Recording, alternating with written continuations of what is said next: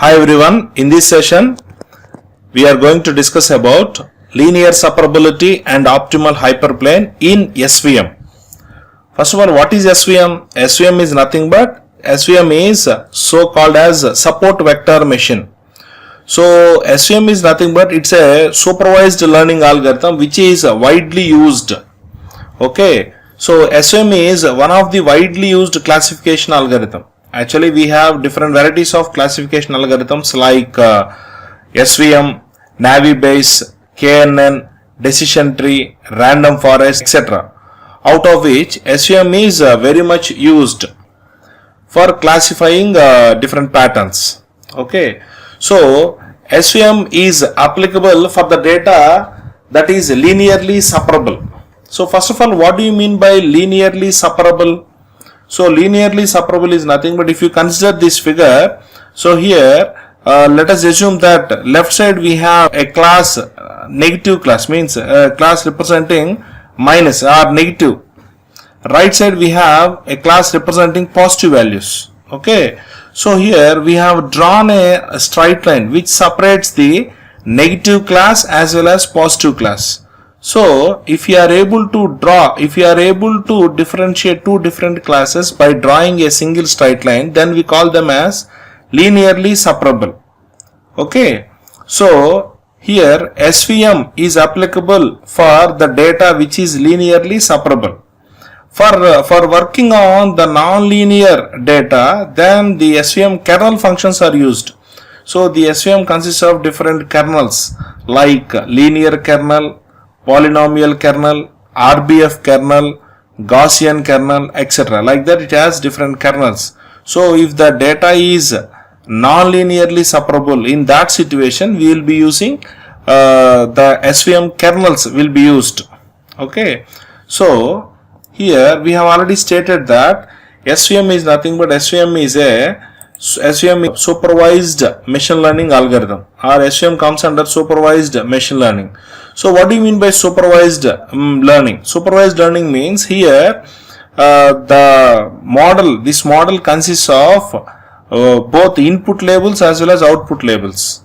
Okay, so here the input labels as well as output labels will be available. So supervised learning is nothing but we will have the input variables as well as the output variables. So if you have both input variable as well as output variable, or input labels and output label, then we simply call it as supervised machine learning. Whereas in unsupervised machine learning, we will be having only the input variables or the input labels. We will not have output variable or output labels. We don't have. We will have only the input variables or input labels.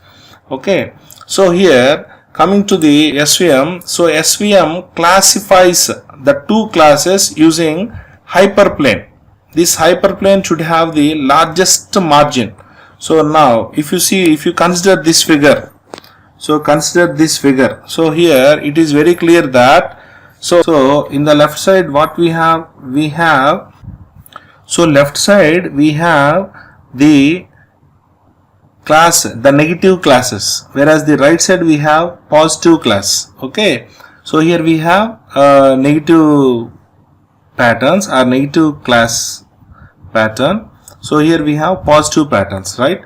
So here we have drawn a straight line. So this dotted line is a straight line which was drawn for separating these two classes. So this rectangle box what we have drawn, okay, that rectangle box is simply called as hyperplane.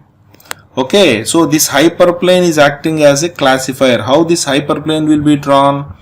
So how this hyperplane will be drawn is, if you see here out of this negative classes, so here we have the negative class, okay, this one, as well as here we have positive class. Okay, out of this, here we have the positive class, here we have negative class. Thereby we have drawn the hyperplane. Okay, by using those 2 points. Those 2 points we call it as support vector. Okay, those 2 points we call it as support vector. Okay, so here what the author is telling is SVM classifies the two classes using hyperplane. Here the SVM is separating two classes, negative class, positive class, is separated by a hyperplane. Okay, and this hyperplane should have largest margin in the high dimensional space to separate the two classes. So here M, called as M, is nothing but M is a margin, and this margin should be as high as possible. Okay, so here what the author is telling is the margin between the two classes represents the longest distance between the data points of these classes. Okay, so here in the figure the hyperplane is dividing both the negative class as well as positive class. Okay, and the data points that lie on the decision boundaries are called support vectors. Here in this example, so this point as well as this point, okay, these two are the support vectors. Okay, the margin M should be as high as possible. The margin M should be as high as possible. So what is M? M is nothing but M is the distance between these boundaries. Okay, it should be as high as possible, and the support vectors on the decision boundaries should be closer to the hyperplane. Okay, so here X is representing the input vector, whereas W is representing the weight vector. Okay, now we will see in the next right.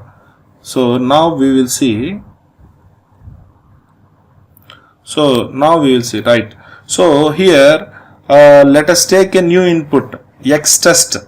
Let us suppose X test is the new input, and if you want to identify whether this X test belongs to negative class or positive class, how we are going to differentiate it? So consider this figure. Okay, so here the input vector X and the corresponding weight W are represented as, so X is represented as X1, X2 and so on to Xn, whereas W is represented as W1, W2 and so on to Wn. So here the input vector is X test. X test is the input vector. In that situation, what we are going to do is, so whenever the input is projected on W, then the result is projected a distance B from that point. Okay, so in that situation, what we do is, so we will mathematically calculate it as, so see, whenever an input X is projected on W, so W is the weight, so W into X plus, so a distance B is projected from that point, so plus B. So if this value W into X, W is the weight, X is the input, W into X plus distance B, if it is greater than or equal to 1, then we say that new input X test belongs to positive class. If that value W into X plus B is less than or equal to -1, then we say that it belongs to that new input X test belongs to negative class. Okay, so like this we will represent the notation. Okay, so with this we will wind up the introduction session regarding the linear separability and optimal hyperplane. Okay, hope you have understood. Thank you.